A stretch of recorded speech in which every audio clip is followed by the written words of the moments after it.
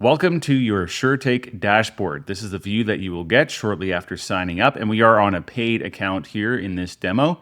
This will track your usage right here and how many hours you record throughout the month, and your renewal date is right here. You can see since we've just signed up, we've got a notice here that our podcast studio is still called the default name.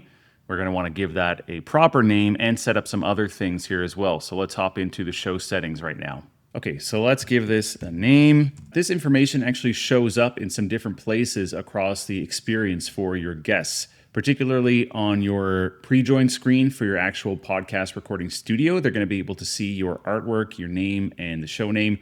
And in some of the emails as well, like guest invite emails, it will show the podcast name. So you definitely want to set this up and don't leave it as the default.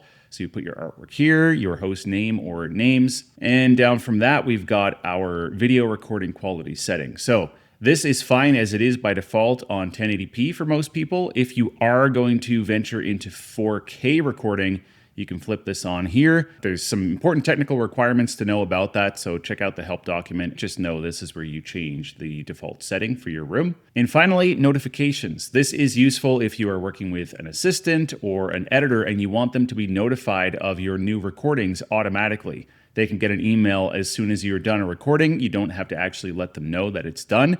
Important note here that if you are a client of a studio and a studio has given you your SureTake account, they can get notified already. You don't actually need to use this box for that, but you can still use this if you have another purpose for it. That person will get a notification email containing a link that they can then click to download the files from your recording session. So that is everything in here. When we are done, hit Save Changes, and we can head back to the dashboard.